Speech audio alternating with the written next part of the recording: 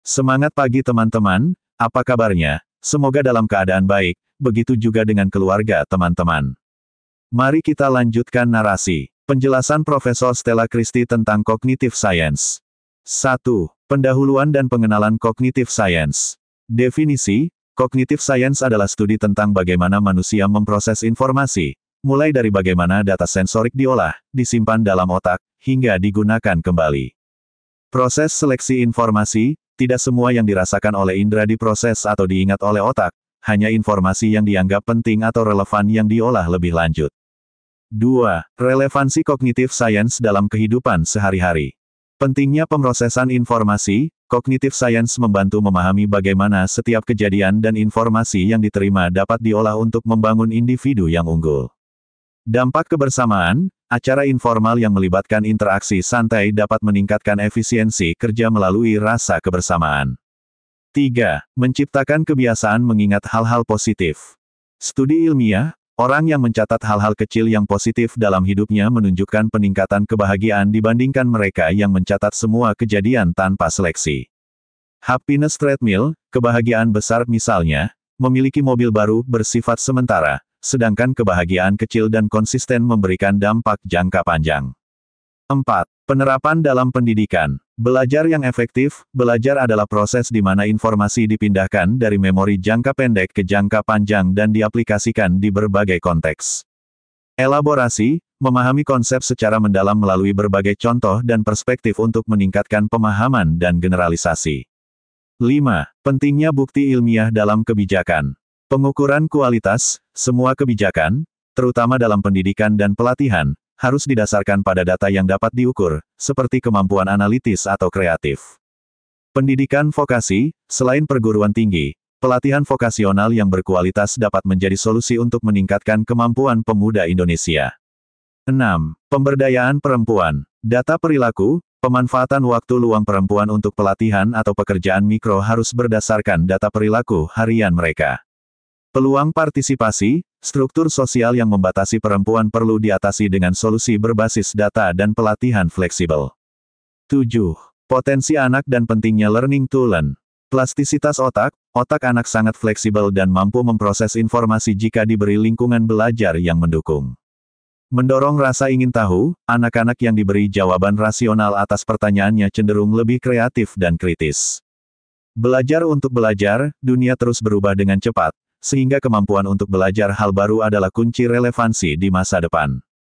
Prinsip kehidupan, kebahagiaan dan keberhasilan bukan hanya capaian besar, tetapi juga perjuangan kecil sehari-hari yang konsisten.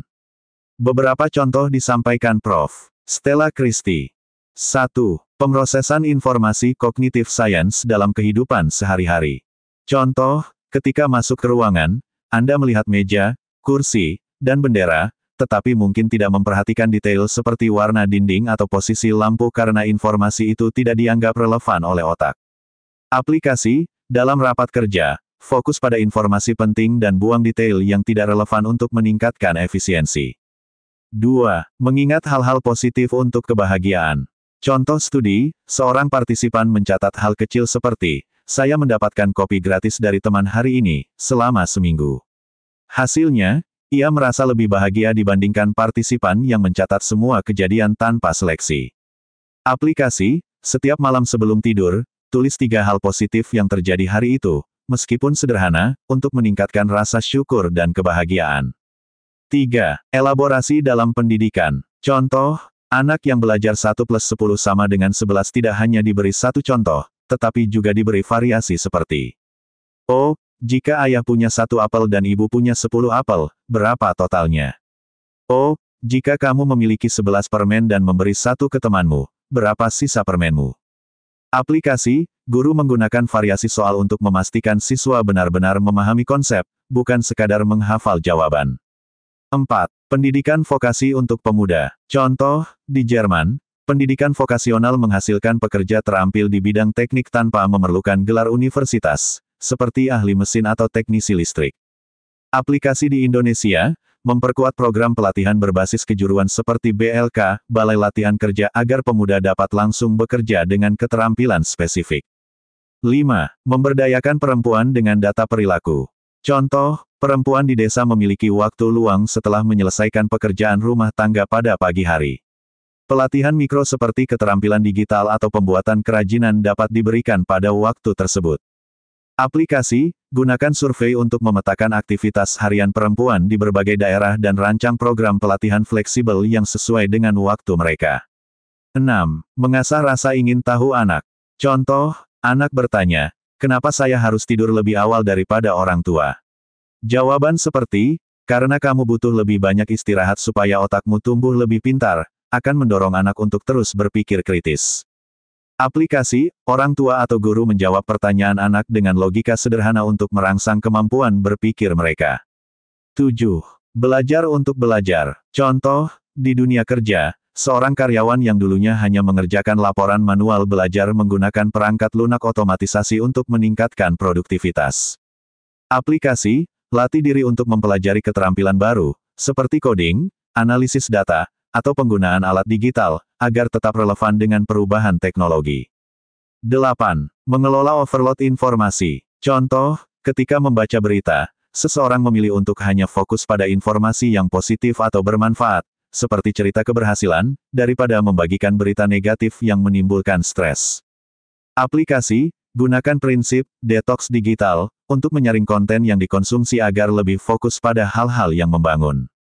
9. Diskusi dan kolaborasi dalam pekerjaan. Contoh, dalam rapat kementerian, setiap masalah dilihat dari berbagai sudut pandang, seperti ekonomi, sosial, dan pendidikan, untuk mendapatkan solusi komprehensif. Aplikasi, biasakan berdiskusi dengan anggota tim dari berbagai latar belakang untuk memunculkan ide-ide kreatif. 10. Happiness Treadmill. Contoh, seorang karyawan merasa bahagia setelah mendapatkan promosi, tetapi setelah beberapa bulan, perasaan bahagia itu memudar karena ia mulai terbiasa dengan posisinya. Aplikasi, fokus pada kenikmatan dari pencapaian kecil setiap hari, seperti menyelesaikan tugas dengan baik, untuk menjaga rasa puas secara konsisten. Cognitive Science memberikan wawasan tentang bagaimana kita memproses informasi, belajar, dan menjalani hidup. Dengan menerapkan prinsip-prinsip seperti elaborasi, pengelolaan informasi, dan kebiasaan mencatat hal positif, kita dapat meningkatkan kualitas hidup, efisiensi kerja, dan kebahagiaan sehari-hari. Terima kasih teman-teman sudah mendengarkan, semoga selalu sehat, bahagia.